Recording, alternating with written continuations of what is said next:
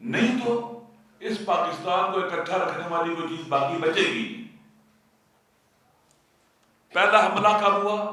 باقی ماضی کو چھوڑتے ہیں، 2024 میں دیکھ لیں، 8 فروری کو اٹیک کیا، عوام کے حق رائے دہی پر ڈاکہ ڈالا، لوٹ لیا ان کا مینڈیٹ عوام کا، یہ ڈاکو۔ اور آپ جانتے کہ سیاستدان تنہا ڈاکہ نہیں مار سکتے،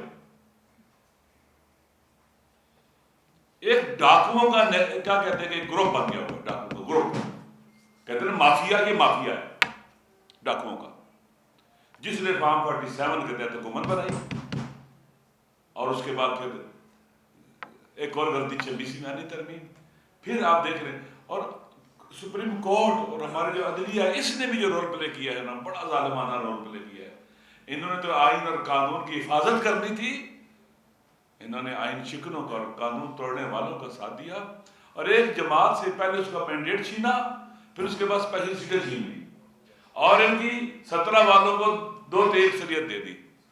عوام دیکھ رہے ہیں، آپ کے ہر قدم جو اٹھاؤ گے انلیگل انلیجیٹیمیٹ ہے، ہم اس کو نہیں مانتے۔ جیسے خان صاحب نے کہا، ہم اپنے ارادے سے، اپنے وطن سے محبت، آئین رول آف لا سے عشق، وہ ہمیں یہاں لے کے آیا ہے، اور اہل وطن کے حقوق کے لیے ہم مر جائیں گے، پیچھے نہیں ہٹیں گے، کچھ بھی ہو جائے پیچھے نہیں ہٹیں گے۔ اس طرح کے اقدامات کو دیکھ کر چپ رہنا بزدلی ہے،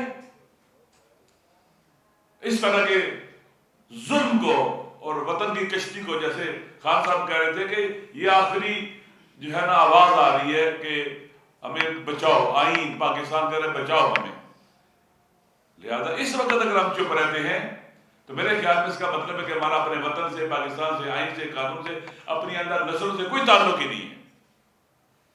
جناب جو بھی اس وقت طاقتور ہیں، جو بھی یہ کام کر رہے ہیں،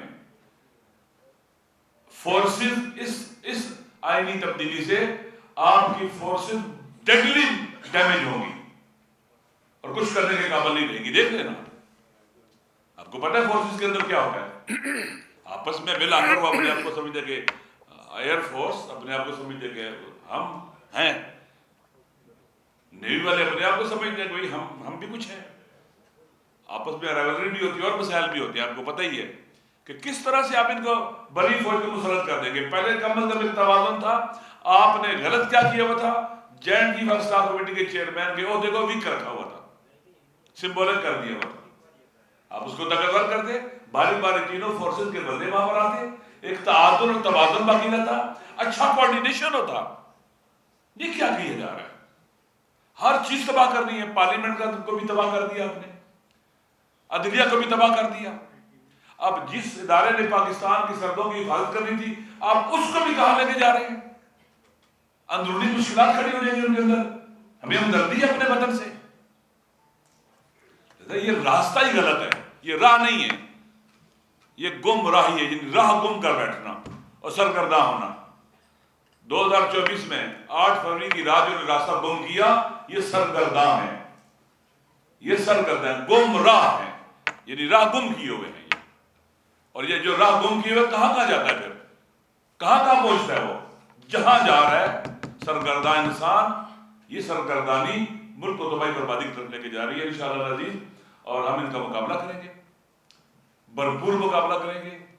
اس سیاہ 27ویں آئینی ترمیم کو، پاکستان کی یہ متنازع ترین، بدنام زبانہ ترین جو آئینی ترمیم ہے، ہم اس کا مقابلہ کریں گے۔ اپنے عوام سے یہ عہد کرتے ہیں، وعدہ کرتے ہیں، جتنا ہم کر سکتے ہیں اتنا ضرور کریں گے، اس سے زیادہ کی بھی کوشش کریں گے انشاءاللہ، اس کا راستہ روکیں گے۔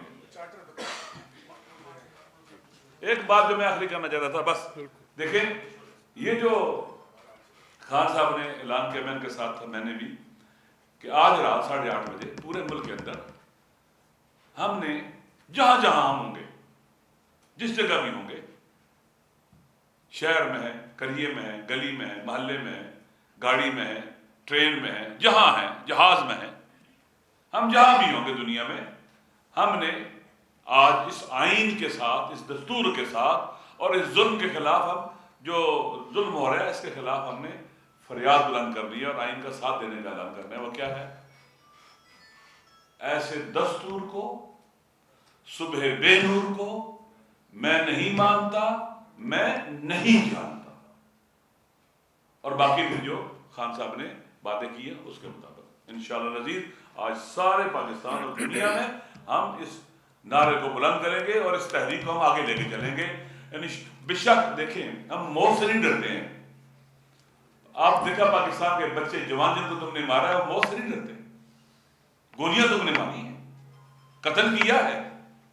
اگر ہمارے بھائی قتل ہو سکتے ہیں ہم بھی ہو سکتے ہیں، پھر ہمیں بھی مارو. جب تک نہیں مارو گے ہم چیختے رہیں گے، چلاتے رہیں گے. اور جب تم ہمیں مار دو گے ہمارا خون بہتا رہے گا انشاءاللہ. ہم پیچھے نہیں ہٹیں گے. میں ایک بات، ہم اس بات پہ سب متفق ہیں.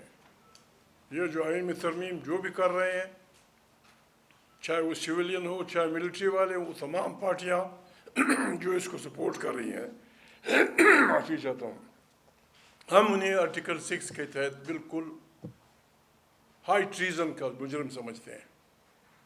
چونکہ عدالتوں کے ہاتھ بندھے ہوئے ہیں، یہ عدالتوں کو کرنا چاہیے تھا. Any judge of the Supreme Court must summon them کہ تم آئین پہ حملہ ور ہوئے ہو. جب تک جج یہ نہیں کرتے ہم یہ مقدمہ آرٹیکل 6 کا عوام کی عدالت میں لے جائیں گے. پلیز.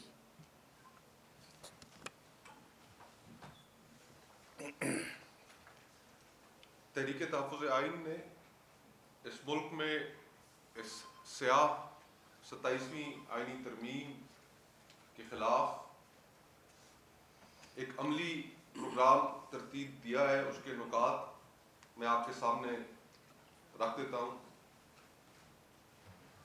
کہ اسی ہفتے کمنگ ویک میں اسلام آباد میں ایک قومی مشاورتی کانفرنس بلائی جائے گی، جہاں تمام دیگر سیاسی جماعتوں، civil society organisations, human rights organisations, معاشرے کے دیگر طبقات، ان سب کے ساتھ مل کر 27ویں آئینی ترمیم اور موجودہ صورتحال کے حوالے سے ایک لائحہ عمل بنایا جائے گا. اسی ہفتے ہم نے یہ بھی فیصلہ کیا ہے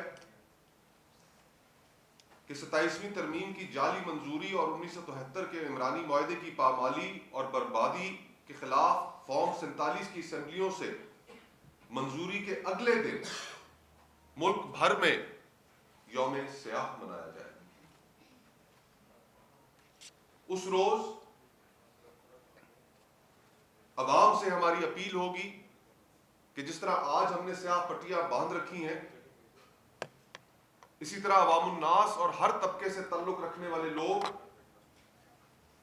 اس یوم سیاہ میں شریک ہوں گے، اپنے بازوؤں پر کالی پٹی باندھیں گے اور وکلاء عدالتوں میں اگر پیش ہوں گے تو کالی پٹیاں پہن کر اس کے خلاف احتجاج کریں گے. ہم یہ بھی اپنی سوچ، ریکویسٹ، ڈیمانڈ، آپ اس کو جو مرضی ہے کہہ لیں، ہم یہ توقع کرتے ہیں کہ اب جب کہ یہ 27ویں ترمیم کے تمام خط و خال ہمارے سامنے آ چکے ہیں، کابینہ سے بھی اس کا ڈرافٹ منظور ہو چکا ہے، کمیٹی کے اندر بھی اس کے اوپر مشاورت جاری ہے، ابہام بہت حد تک ختم ہو چکا ہے، تو ایسے میں عدلیہ میں موجود باضمیر جج صاحبان سے ہم توقع کرتے ہیں کہ وہ 27ویں آئینی ترمیم پر اپنے خطوط کے ذریعے یا پریس کانفرنس کے ذریعے اس ترمیم پر اپنا موقف اور اپنے تحفظات کا اظہار عوام کے سامنے رکھیں. یہ آئین اب 1973 کا متفقہ آئین نہیں رہا، بلکہ پنڈی، لاہور اور لاڑکانہ کے اقتدار کی طوالت اور تحفظ کی انشورنس پالیسی بن چکا ہے. اس ضمن میں ہمارا مطالبہ ہے کہ یا تو آئین کو اس کی اصل شکل میں 18ویں ترمیم تک بحال کیا جائے، اس کے لیے ہم جد و جہد کریں گے، یا پھر پاکستان میں ایک نئے عمرانی معاہدے کی نئی بحث و تمہیز کا آغاز کیا جائے۔ ہم نے یہ بھی فیصلہ کیا ہے کہ قومی مشاورتی کانفرنس کے بعد ملک گیر جلسے جلوسوں کارنر میٹنگز کا آغاز ہو، اور اس کے لیے لائے عمل قومی کانفرنس کے فوراً بعد اسی ہفتے وہ عوام کے سامنے رکھ دیا جائے گا۔ ہمیں عوامی رائے سازی کا بھی آغاز کرنا ہوگا، اور اس کے لیے ہم ایک کمیٹی تشکیل دیں گے جو سول سوسائٹی، میڈیا اور کاروباری طبقے، دیگر طبقات سے بامعنی حمایت اور مشاورت کا سلسلہ شروع کرے گی۔ اس مشاورت کو ہم صرف